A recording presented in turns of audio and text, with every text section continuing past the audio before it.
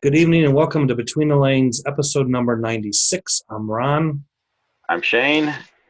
and we are here to talk about stock cars. Again, welcome to Between the Lanes, episode number 96. Find us on YouTube.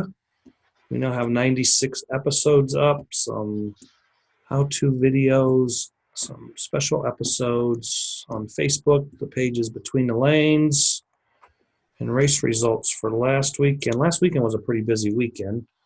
Lots of big races, we'll put it that way, last weekend. So we will start it off with the Retropalooza race that was held at world famous Port Jeff Raceway, Long Island, New York.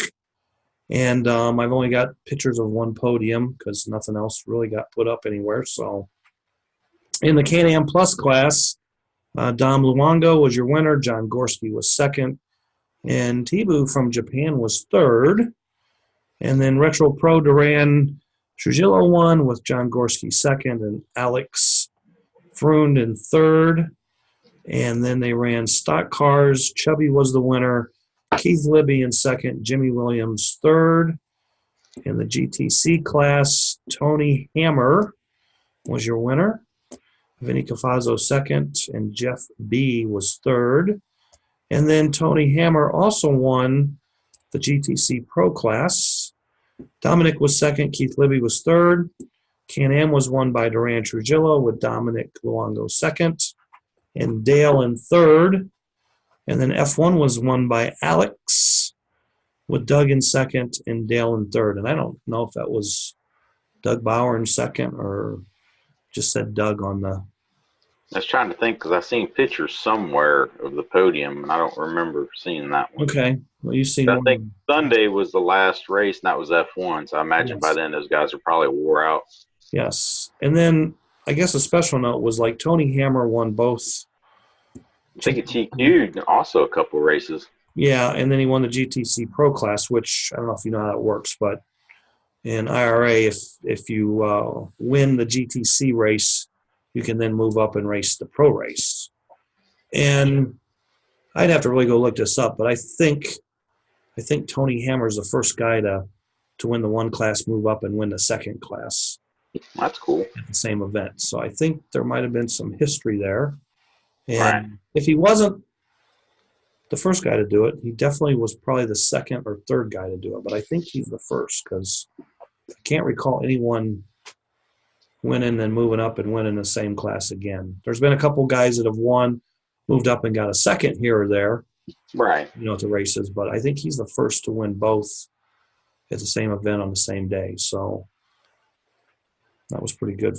So the overall Don, because they have an overall championship, and I don't know.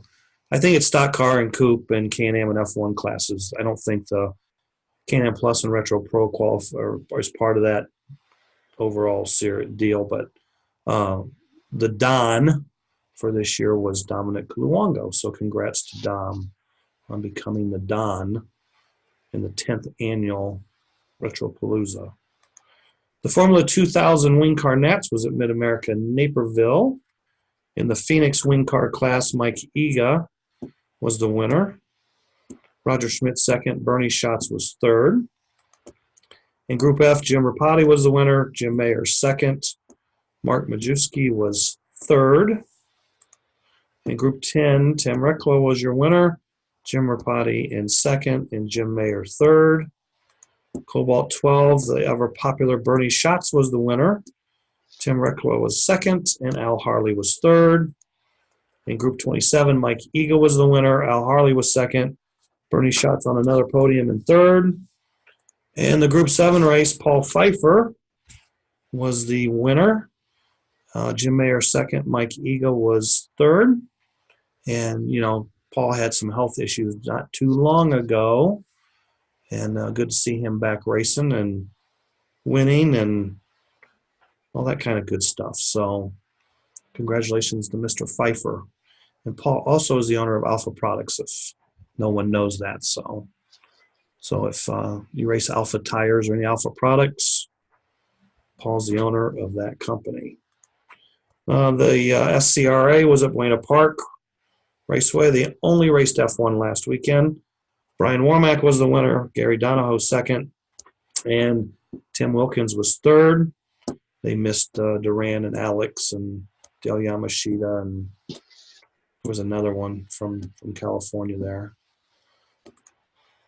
Also last weekend was the Dave Gearing Memorial Race at Thaser Raceway in South Bend, Indiana, on the White Knight course that Dave designed and was built by Chris Dadds. A unique hill climb. We've talked about it on the show before, but a very fun track. We raced like on 12 volts, which still plenty of crashing even on 12 volts. So, but it is a somewhat challenging track. But we still had some good racing. Lots of food was there. You would like that, Sean or Shane. So, Don. Wow. I was thinking Sean at the race, but yeah, lots of food. We had Dave.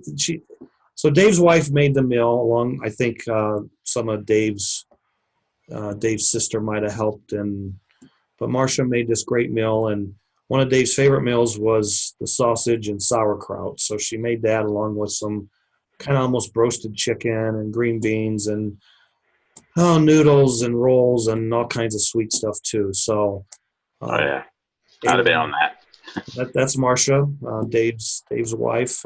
Superb cook. I seen in one of the pictures. Yeah, I think it was that picture. I was like, "Is that at the track? And they have open bar?" I was like, "How did I miss that?" Well, the reason I put this picture up is the gentleman there in the front is Dave's dad. Dave's dad's a World War II vet. Dave's dad, I think, is 93 years old. He gets around pretty darn good. And then the woman behind him is Dave's sister. But yeah, next to the raceway is another. The raceway is like in a little strip center type, Right? Really old downtown type strip center of buildings, and I think it's a computer company or IT company that's in there, and they have their own little kind of private club. But yeah, there was like tons of unopened bottles of all kinds of whiskey. And, because I seen that, and I was just like, yeah, there was like, all right. and they told us no one can drink any alcohol. So yeah, because I think, what was it, Jeff Strauss? I think mentioned that. And he was like, no, yeah, no open bar, no alcohol was consumed. And I was like, oh, all right. There was thousands and thousands of dollars of unopened liquor in this. Oh yeah, because like I was looking at that picture and I was looking at all the bottles behind there and on top of the machine and stuff, and I was like, wow, yeah. I was like, they were having a good time. Yeah, no, we didn't. Yeah, we had a good time, but it was alcohol free. And of course, this was the perpetual trophy that the overall winner of the event was going to get their name engraved on. It will be on permanent display at the raceway. The winning racer did not get to keep this, but and that was supplied by JP Milcherska, JPM Performance. So thanks, JP, for that. So anyway, in the hard body race, JP Milcherska kicked our butts, and he was the winner. And I was second, and Rick Stagan was third. And then in the Can-Am class, I was the winner. JP was second, and John Miller was third. And then stock car, 4.5 inch Huska rules. I was the winner. JP second.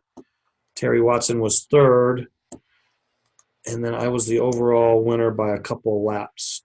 It was either 2 or 4 laps because JP beat me by 6 in the first race. I got 4 back in Can-Am. And I think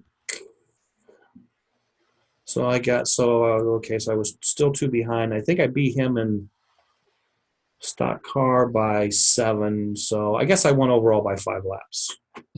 And then Terry was third in the overall.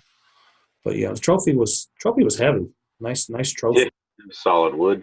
Solid wood, and yeah, it was nice. Yeah, because I know sometimes they do those solids, and sometimes they core them out just to make them lighter. Yeah, no, it was a good heavy piece.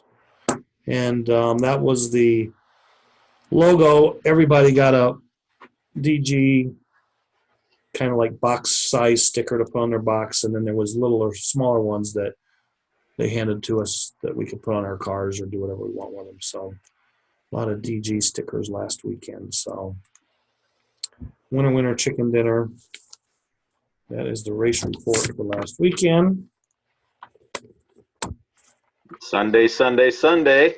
So this weekend, the weekend of the 15th, it's also Father's Day weekend. Don't forget your fathers. You got the Mid-America Hard Body Enduro race at Pro Slot Raceway, Hartford, Michigan. The Florida Slot Car Series is at Fast Eddie's. Mad Fast is at Moxville, Turn and Burn. The weekend of the 22nd, you got the King Cobra Enduro at the Slot Car Track Concord. East Coast Flexi Series has their first summer race. Gator Retro Racing Region is in action. NorCal Retro is in action. And then the last weekend of the month, Dallas Slot Cars Retro at Dallas Slot Cars. That's happening the weekend of the 29th. So that's the next 3 weekends. And that's all I got on that. Oh, I don't know why that. Oh, That's fine. bad. So anyway, I guess the big thing on social media the last few days is the Turn and Burn $1,700 to win race scheduled for July 20th at Turn and Burn in Moxville. They're going to race Swamps, AWRA Legends, and full AWRA Legends rules now. Kind of changed in the last day. And they'll race house rules, 4-inch NASCAR stock cars with Hawk 7 motors. And you have to buy your motors the morning of the race. I believe so, yeah. What I've read. Appears there may not be any limit on motors at this time, so I think it'll probably be a pretty decent turnout. It's going to pay $500 cash to win each race. And then I think it's paying all the way down to 4th. Yeah, like it's 500 to win, 200 for second. 150 for third and 100 for fourth or something like that. It's 50 for 4th because had Bobby laughing. I told him I was like, well, I can go and just have a good time and finish 4th in both classes, and that'll pay for my gas money. So it's 850. So it must be 5-2 would be 7 and maybe it's 150. That must be what it is. So big bucks, no whammies, and it is a cash payout. And I'll have more probably to report next weekend because I'll be racing there this weekend. So Shane's going to run on the track, and he can give us track reports. Yep. What's going on there, and you might learn some more details about the race too while you're there. Yeah. So, if I can figure out how to do video, I may see if he wants to do like a small video. Well, there you go. Figure out how to send it to you and put it on the show, kind of like a race report type thing. Right. I'll take pictures and walk around and all that. Okay, cool. I've never been there. That's a brand. I mean, I've raced on the track, but I have never been at that location. Right. So. And that is a Ogilvy built King track. It was built in about 1995, 96. Was the old Coford test track, raceway track back when Coford was in what we called the Big Building up in the Chicago area. Hosted the 1996 Worlds on that track. That's the last time I've raced on that track. Last time I raced on that track was probably trying to think. I have to pull a U. That was one of those very deceiving tracks because it looked all flat, but it didn't race flat. It was way faster. No, because I asked Bobby because he's raced on it. I was like, whenever I raced on it, it was in Mooresville. So I was like, all right. I was like, does it race the same? He was like, no. He's like, it's got some character now since it's been in storage. I was like, well, that's expected. And he was like, but it's still a good track. It's plenty fast. I was like, all right. Because I remember racing at Shannon's, and it was get around pretty good. I mean, it's no punch bowl, but I mean, it was, like I Yeah. said, back in the day, it was a really fast track. Yeah. It didn't look fast. You know what I mean? Yeah. Kind I of mean, like, I'll probably try to race it like I used to race it, and probably maybe even try to race it a little harder now that I know more about king tracks over the years of just traveling and racing on faster kings to see if any of that works. right. It's kind of like Mark's Model World's King track. That thing don't look fast, but it's fast. Right. You know what I mean? It drives really good, and that's Yeah. I mean, my oh, that's opinion about Mark's track is the hardest part of Mark's track for just me is the dead man. right. You know, Yep, has a unique dead. everything else is pretty good and pretty fast. Right. You know, and I think me and you both said it's probably got one of the best lead-ons I've ever raced on. Got a good lead 'Cause on. even in the red lane, you can race. Right. I think I tried during the Flexipalooza during practice to punch red lead on. I think Ralph was there. I always get him and his brother mixed up. I'm pretty sure it was Ralph. Ralph His is brother. It's his cousin. cousin. Yeah, Jeff. Cousin, yeah. Yeah, so it wasn't Jeff, so it was definitely Ralph. I remember he told me, he was like, it's not ready yet. No, still needs more rubber. All right. Yep. I had to try, yeah. Yep. So, yeah, lots of races coming up here in the next few weeks. Yeah, I really don't have nothing going on till I guess July. There's another one of the Mid America. Well, see, in the summer they're doing like an enduro series of enduro races. So Right. the next one's at Thaser. I think it's July 13th. And Dan and Daniel Myers has invited me to come race with them again. So I don't know. I didn't tell them I was going to. I don't know if I'm going to, but Right. Well, that's just like this race if this I do weekend. race, that'll be my next race. Yeah, I'll race this weekend, and I was honestly going to be it for the summer. I was going to take July off. I have time off in July. I was going to go, like, actually take a vacation that wasn't slot car related. Right. I talked to Bobby and talked to George about I might go to the beach, and it's like I live 10 minutes, 15 minutes from the beach. It's like, why don't I can Right. do that anytime. I was like, maybe I'll go to the mountains.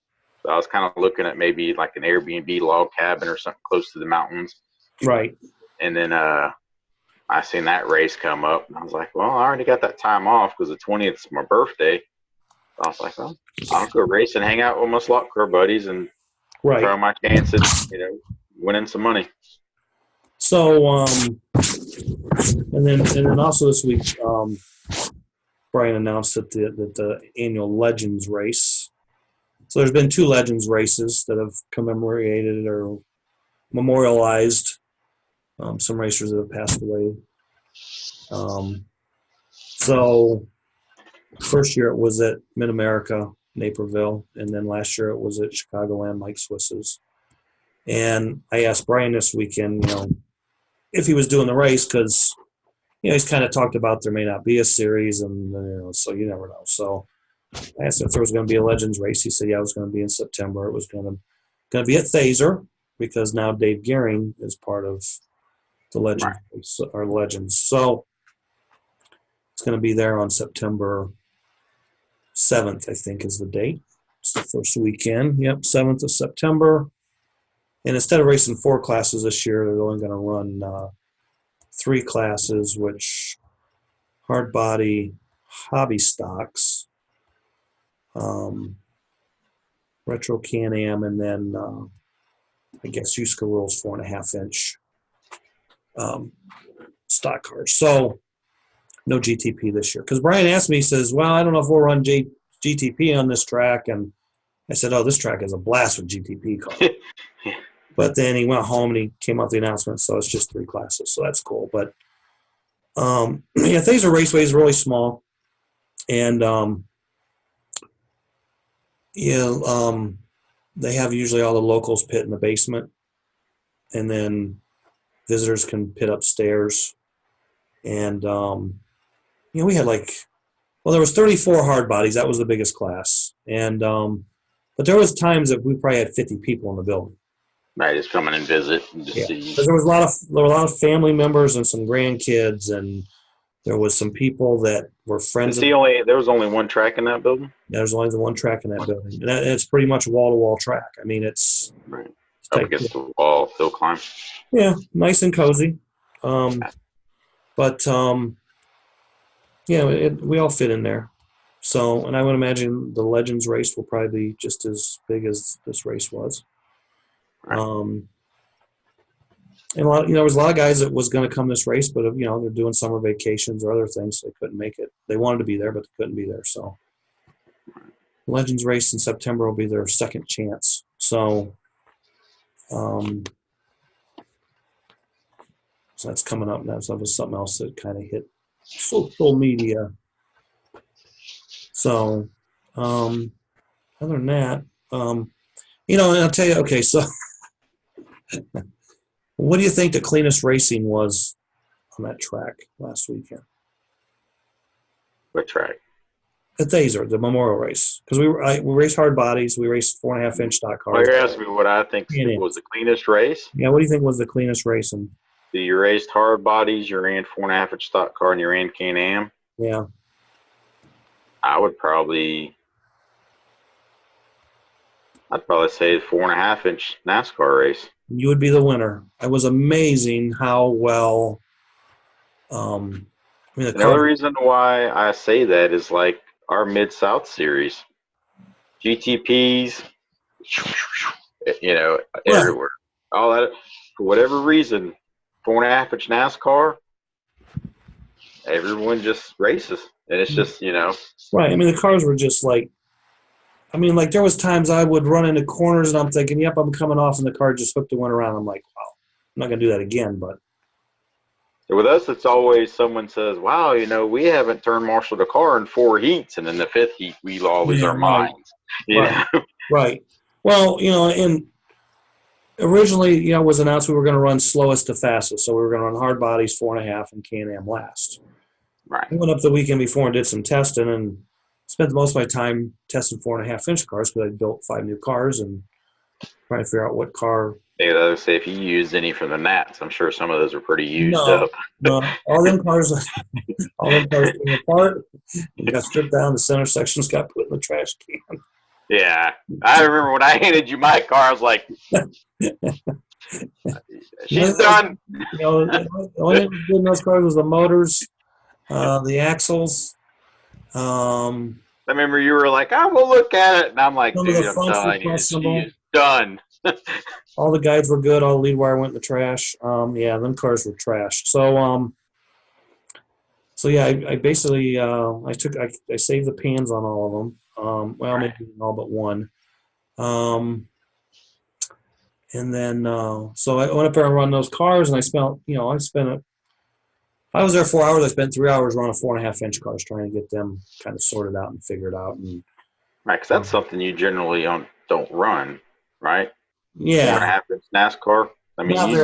Not very often. For that, and I guess hard bodies, but you generally have a good hard body program. Right. Well, okay. So in a minute I'll explain that one, but so I've raced 4.5s on that track before. Right. Maybe 3 other times. Right. The last time that we raced on there, we got our asses handed to us. It was just the weirdest deal. The cars were okay, but the motors were like they just had mega brakes. Even with the brakes all the way off on the controller, it just stopped. And we were running champion cars with aluminum pans, and we were about 10 grams lighter than the guys running the JK cars. But it was like, what the hell's going on here? So that was the last. That track always run 12 volts? Huh? Does that track always run 12 volts? Yeah, well, the last. Okay, so if I've raced 4.5 on that track 5 times now, twice was on, I guess, 12 volt. 2 or 3 times were on 12 volts, and the other 2 or 3 times would have been on 14 volts. So. Yeah, because I didn't know if that was just something did for that event, or if that was So the standard now. Well, when Dave first built the track, he just had it on 14 volts, and then on the weekly races they had been turning it down, and then We went up there for a series race, and he goes, well, we're just going to race on 12 volts. And I'm like, oh, I don't care. I mean, Yeah, it's the same for we everyone. crash So on 12 just like we do on 14. So, right, but if they may even it makes it easier for some other guys, okay, that's fine too. right. So you said that when we were there in April, I mean, we just got our butts handed to us in 4.5. So, then, of course, the Mazzetti car came out or whatever, and it got legal for Yuska. And so it's like, okay, when we go back, we'll run those cars. And so I built two with the heavy steel pan, Right. one with the medium weight Yeah, steel. because I seen you ran the heavy car and Terry ran the lighter of the heavy. And then I built two with the lightweight steel pan. And I thought about doing the aluminum pan. I thought, no, because I don't want to take a risk of the pan getting bent or something. Not that that's really usually ever a problem, but Could have ran a blue one. Yeah, well, that's why I would have ran. Blue one. Yeah, but there was only like 2 grams difference between that and the lightweight steel one. Yeah. 2 grams, Yeah. especially on that track. So I went up there, like I said, the weekend before, and I ran the 5 cars. And I mean, even with the weight difference, I mean, we're talking like the lightweight steel pan car weighed 100 grams. The medium weight pan was like 105, and then the heavy pan was 112. Right. But the cars ran anywhere from like 485 to 499 the weekend before. And they had just freshly kind of cleaned and sprayed the track. And I knew it would be different when we went back. And so the car that I was going to run with the lightweight pan wasn't so good the next week. Like it had like a little stutter. I mean, it was weird. I probably could have won with the car and probably could have done as good as I did. But the heavier car was just so easier to drive. Right. Now Terry ran a lightweight pan car. Yeah. That car rock and rolled. I put that car together for him, and I thought, man, that car's better than my car. Because both cars were kind of the same. Right. And then my car kind of, took a dump. And what motors did y'all run?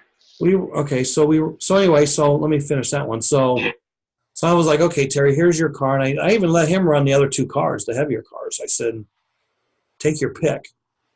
Right. And he's like, he goes, I'm going to run this car. I'm like, okay. Because if he didn't run it, I was going to run it, Right. So his car was just off the hook. So anyway, so the motors we ran in Yuska, they run sealed Pro Slot 16 motors and spec gearing's 937. And then you run minimum diameter 812 tires on all 4 corners. And the front and rears. Yeah, front and rears. Gotcha. And so yeah, I mean, my car was really good, and I ran a heavier car. I gave the medium car to John Miller. I think he finished 4th overall with it, because he won the last. I was in the first race. JP and Terry were in the second. Yeah, because I've seen. I guess y'all didn't qualify. Y'all just didn't. No, we just random put the names in the computer and randomed it. So yeah, because I seen that and I was like, well, how's that working? Yeah. And then I seen some of the names that were like towards the bottom. I'm like, So then, in hard bodies, because you started asking, what was your question going to be on hard body? Hard body. Now, see, those would be a handful on 14 volts. Yeah, I've already forgot. Okay, so anyway, you know me, I'm. It comes and it goes. You had said something about. I think you were going to say something about I had run hard bodies on that track before. Yeah. And because I mean that would be like, I think what I was getting at would, it's like if we were to run retro stuff down here and a guy were to come run retro, it'd be kind of like me saying, hey, I'll have you 4.5-inch cars ready because I run those all the time. Right. Have me some Can-Am cars ready and we'll trade off. Right. So JP, okay, so I know he normally builds your cars, don't he, JP? Or has cars ready for he loans me cars because I've loaned him Can-Am cars and right. This is a only five trade-off. cars. Kind Yeah, of like, yeah. right. So I had never raced. Well, okay. We raced pony stock cars, hard bodies this weekend. So pony stocks are like the Camaros and the Mustangs, the shorter, lower bodies. Super stocks are longer, a little taller. I've never ran a hobby stock car, which those are even longer bodies and taller bodies. So I had never raced hard bodies on that track until a couple months back. They had an enduro race, and I went up and raced with Dan and his dad. And that was the first and only time that I had run hard bodies on that track. So JP told me, he says, I'm going to build you and Terry. He says, I'm going to build 5 loaner cars. He says, Yeah, because I think on one of the shows I mentioned I may possibly go, and he Right. messaged me and said, "Hey, He'd have if you're loaner cars. serious, I Yeah. have, I was like, all right, cool. I was like, at this point, it's still up in the air. Right. So JP built me a car and he built Terry a car, and he had the other 3 loaner cars. And they auctioned those other three cars off. And they raised some pretty good money. I think they got $200 minimum a piece for those cars. That's good. That all went to the cancer. It was like a local kind of cancer center that they raised somewhere between $4,000 and $4,500 at the race for the cancer center there. So, and then JP was like, just keep your car, Terry. Just keep your car. That way, if you go to some other race somewhere and you're running hard bodies, you guys got cars, and we don't have to mail stuff back and forth. Which we didn't really do a whole lot of that anyway. I mean, JP will kind of say, "Hey, are you going to go to this race?" "Yeah, I'm going to go." "Okay, I'll have a car for you." Yeah. It's a loaner deal and stuff. So, and I knew I knew if JP didn't have any problem, he was going to whip up on us. And there was talk that we were going to qualify for the races, Right. but they were afraid of the extra time it would take to qualify and stuff. So, right. They put the names in, and they're like, because I'm thinking, you know what, I'd like to run the first race, just go out there and run. Yeah. No pressure, not chasing some lap total. Right. So, lo and behold, it's like, Ron, you're in the first race. You're starting on red. And somebody goes, ooh, you're starting on red. And I'm like, hey, I'm in the Gotta first run them all. Yeah, so, we started the race, and I ran 18 laps the first heat, which that was a really good total for red. Right. I might have even been leading. No, Rick Stegan was leading after the first heat because he was down on, I think, blue. We both ran 18 laps, and I went to green, and me and Rick stayed on the same lap until he started going up the track, and then I finally got out front. So, I ran 151 laps, which wasn't like a lap total, but in those types of races, you don't know what's going to happen. Right. So, still win most laps won, right? Yeah. So my 151 held up until the last race, and then JP smoked with 157, and I wound up finishing second overall. But I mean, I'm not that good with hard bodies, and I get around that track good with other types of cars, but I need a lot more laps with hard body. Right. And just in general, I mean, because they're just so different to drive. But the car was excellent. I mean, JP, when I was there the weekend before, JP, he went out and ran the car. He ran it like in the 4 or 5.7s, and I couldn't even, like, I think I went 5.99 with it. I mean, I was like, right. Yeah. He's like, well, I'm like, yeah, I just need to come back next week with my third eye controller and just go out there and run laps, and I did that, and I think I ran like a 583 or 581 in the race. I think I probably had the second fastest lap of the race, but I mean, JP ran like a 569 on something. He was just wired. I mean, his car was good, and he drives well on the track, and right. so yeah, JP was Definitely the guy to beat in all the classes, But his 4.5 wasn't all that. Is that his home track? That is now his home track. Is it? Like I remember, his home track used to be Forrest's when Forrest was up and running at the track there in South Bend. And JP will laugh at this, but I'm going to say it. But I mean, I can't remember when JP sucked on this track, but he's had to go over there and run a lot of laps there because he raced a lot there. So JP is a formidable competitor on that track now. So, but it's good. I mean, yeah. Jeff Strauss gets around that track pretty good. He had a lot of problems in all the races. Just was like the black cloud was over him. Terry still doesn't drive hard enough in certain parts of the track. You know what I mean? Like against like, oh, he's so slow over there. I mean, he'll gain a whole bunch, but then he gives it back when he gets to.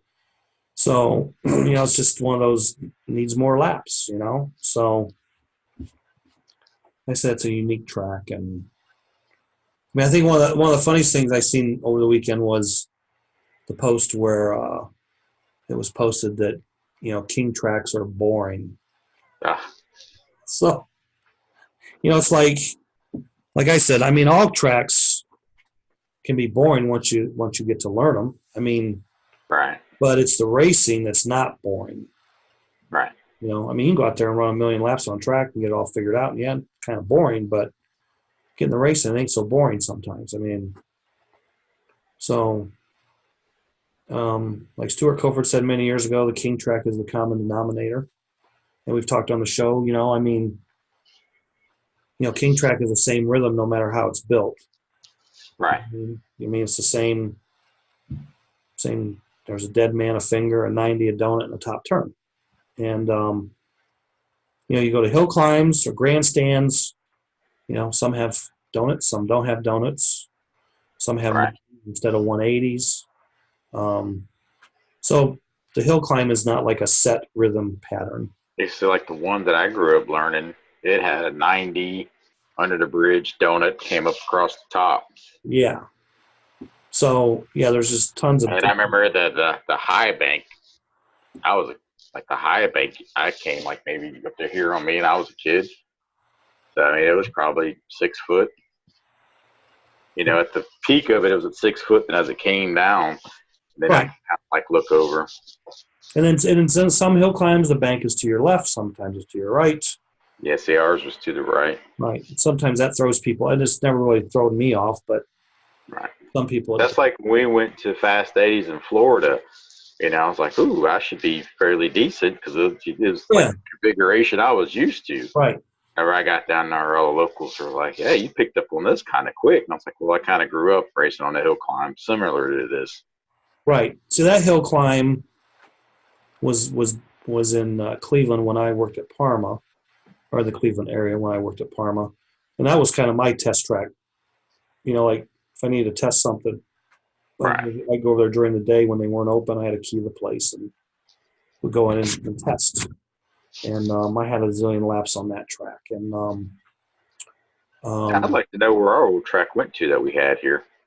I'm thinking that may have been I've talked about this on the show before, and that may have been the first hill climb that I ever raced that had a donut on it, would be the track at Fast Eddie's. Right. Because all the hill climbs prior to that, no, I take that back. The first hill climb I raced on with a donut was at Mini Indy down in Indy, like in 88, 89. And that was the first hill climb I ever seen with a donut.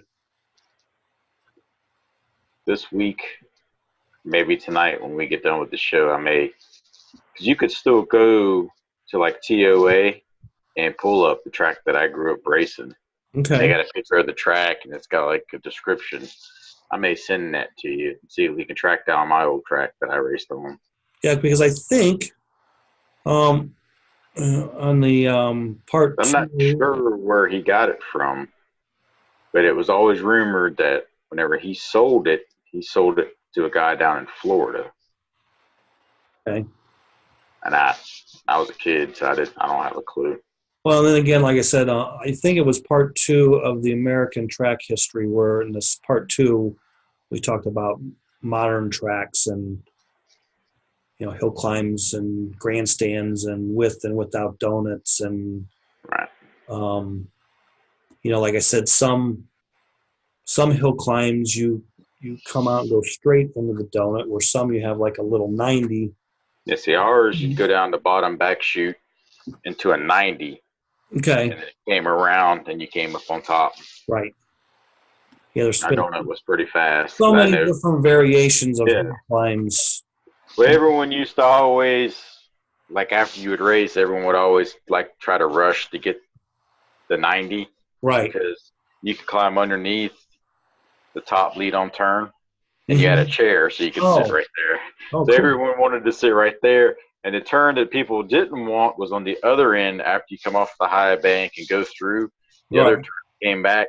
No one wanted to pit there because if you had to kind of like lean up to get a car, you'd always hit your head on the high bank because you were literally under the high bank turn marshaling. Right.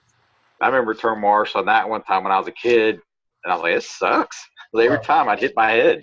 Right. Well, that's like the track at Thaser, the White Knight course. I mean, there is no bridge. There is no. I mean, it's total accessible by the marshals. Right. So it's a hill climb, but instead of having a donut, it's kind of got more than a 90, which goes out to a 180 like an old American King, and then to a 90 and down the top straightaway. So the only difference is just got the kink before the 90, and it's got the kink before the other 180. Right. So the other fast hill climb was the one that Abbeville had that went to Inman. That was a fast hill climb. So yeah, if the Thaser track didn't have the kinks, that thing would be like a speedball. That thing would just be ripping. But that's what makes it a unique track, and something Dave put in the design. Because see, Dave's original hill climb that's now at Mid America, Bloomington. You come out of the big bank into the lower bank, the 180. Then you have. I'm not going to call it a 90. It's more of a kink. And it goes out to like what I call a carousel. It's not a donut. It's like a half donut. Some people call it the keyhole, but you just go into like this. It's not a full donut either. It's like the end of a bobby pin, if you would. Yeah. And you just go up. You kind of climb up to the top straightaway, and down the top straightaway you go. But again, no bridge. It's real easy to marshal. So, yeah, and kind of like both hill climbs that Dave has designed, they didn't have a bridge, which was different and unique. So, yeah, different. And neither had full donuts. So, more history. Other than that, that's all I got for this week's show. Yeah, I didn't do nothing, so I don't really have anything. I was going to work on some history things and just went racing and didn't have time or didn't feel like doing it, but I'll probably have something for next week. I'll have some reports. Yes. Burn and burn. You have homework. I may be there Friday. I found out that the Lucas World Outlaws or whatever it's called is going to be in Cherokee Friday. So, as you would say, there's a rumor that I may be at the dirt track Friday. And then just depends. Yeah. But if that doesn't happen, then I'll be at the slot car track Friday and Saturday. So it's like I have a weekend full. It just depends on if it goes plan A or plan either one. I'm cool with. I have no problem. Okay. So. All right. Well, again, it's Father's Day weekend this weekend. So everybody have a safe and happy Father's Day weekend. If you're going racing, good luck. And the secret word of the show will be fathers. Means it's Father's Day. I like it. All right. I'm out.